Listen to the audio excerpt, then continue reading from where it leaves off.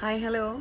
അപ്പോൾ ഇന്നത്തെ എൻ്റെ വീഡിയോ എന്ന് പറയുന്നത് ഞാൻ ഒരു വിളവെടുപ്പിന് പോവുകയാണ് കേട്ടോ. അതേ പാത്രമൊക്കെ ആയിട്ട് വന്നിക്കണുണ്ട്. അപ്പോൾ വിളവെടുപ്പ് എന്തെന്ന് പറഞ്ഞു കഴിഞ്ഞാൽ എൻ്റെ വീട്ടിൽ അത്യാവശ്യം കോവൽ പിടിച്ചിടാം. അത്യാവശ്യമല്ല, നല്ല രീതിക്ക് തന്നെ കോവയ്ക്ക പിടിച്ച് കിടപ്പുണ്ട്. അപ്പോൾ ചെറുതായിട്ടൊരു വള്ളി ഇവിടെ വീട്ടിൽ തനിയെ ഉണ്ടായി വന്നതായിരുന്നു. അപ്പോൾ അത് നല്ല രീതിയിൽ പടർന്നു കഴിഞ്ഞപ്പോൾ ഞാൻ നമ്മുടെ സ്റ്റാർ ഫ്രൂട്ടിനൊക്കെ കിട്ടുന്ന വലയുണ്ടാവുമല്ലോ, അത് വെച്ചിട്ട് ചെറിയ രീതിയിലൊരു പന്തൽ കെട്ടിക്കൊടുത്തത്, ഒരു തട്ടിക്കൂട്ട് പന്തൽ. പക്ഷെ അതിനകത്ത് പ്രതീക്ഷിച്ചതിലും അപ്പുറമായിട്ട് നല്ല വിളവോട് കൂടിയിട്ട് കോവയ്ക്ക ഉണ്ടായിട്ടുണ്ട്. അപ്പോൾ കോവയ്ക്കയുടെ വിളവെടുപ്പാണ് ഇന്ന്. അപ്പോൾ ഇന്ന് നമുക്ക് കോവയ്ക്ക തോരൻ ഉണ്ടാക്കാനുള്ള വിളവെടുപ്പാണ്. അപ്പോൾ നമുക്ക് ആ വീഡിയോ ഒന്ന് കാണാം കേട്ടോ.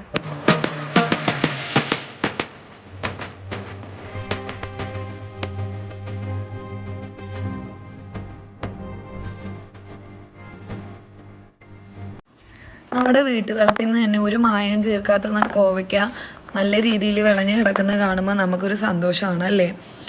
അപ്പോൾ രാവിലെ വെറും വയറ്റിൽ കോവയ്ക്ക കഴിക്കുന്നതൊക്കെ നല്ലതാണെന്ന് പറയുന്നത് കേൾക്കാറുണ്ട്. ഇത് നമുക്ക് ഒന്നിൽക്കൊന്നരാടോ അല്ലെങ്കിൽ 2 ദിവസമൊക്കെ വെച്ച് കിട്ടിക്കഴിയുമ്പോൾ ഉച്ചക്കൾക്ക് ഒരു മെഴുക്ക് വരട്ടിയോ അല്ലെങ്കിൽ ഒരു തോരനോ അതല്ലെങ്കിൽ ഒരു കോവയ്ക്ക ഫ്രൈ ഒക്കെ ചെയ്യാൻ നമുക്ക് നല്ല രീതിയിൽ പറ്റുന്നതാണ്. അപ്പോൾ നല്ല ടേസ്റ്റും ആയിരിക്കും. നമ്മുടെ വീട്ടുവളപ്പിൽ തന്നെ ഉണ്ടായത് കഴിക്കുമ്പോൾ അതിലുപരി സന്തോഷം കൂടിയാണ് നമുക്ക്.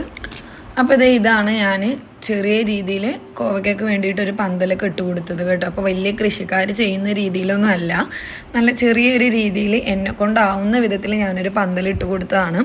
അപ്പോൾ ഇതിൽ നിന്ന് ഒരു 1.5 അല്ലെങ്കിൽ ഒരു 2 ദിവസം കൂടുമ്പോൾ നമുക്ക് നല്ല രീതിയിൽ കോവയ്ക്ക കിട്ടാറുണ്ട്.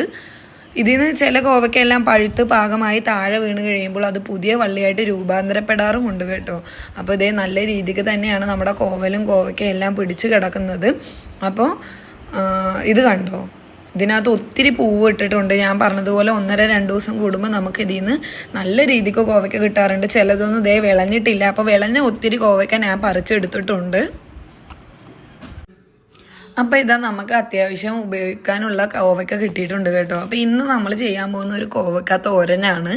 അപ്പോൾ നമുക്ക് കോവയ്ക്ക തോരൻ ഉണ്ടാക്കാൻ തുടങ്ങാം. അപ്പോൾ ആദ്യമായിട്ട് തന്നെ ഞാൻ കോവയ്ക്ക നല്ല രീതിയിൽ കഴുകുന്നുണ്ട് കേട്ടോ.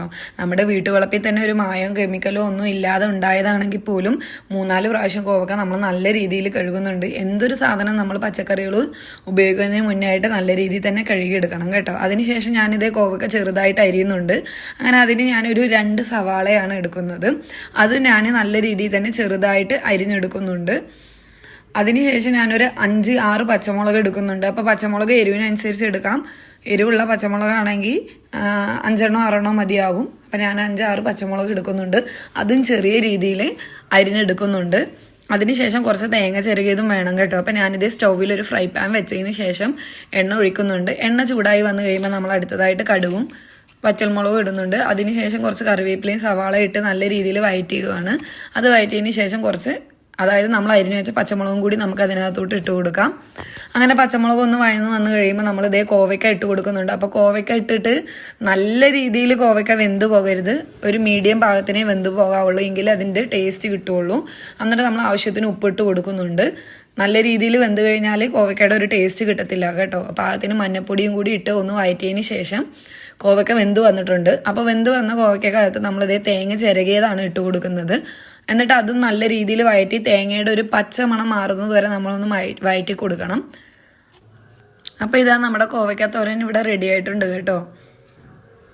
അപ്പോൾ നമുക്കിതൊന്ന് ടേസ്റ്റ് ചെയ്ത് നോക്കാം. നന്നായിട്ടുണ്ട്. അപ്പോൾ എല്ലാവരും ഒന്ന് ട്രൈ ചെയ്ത് നോക്കണേ, ടേസ്റ്റ് ചെയ്ത് നോക്കണേ. അപ്പോൾ അത്രേ ഉള്ളൂ. ടാറ്റാ.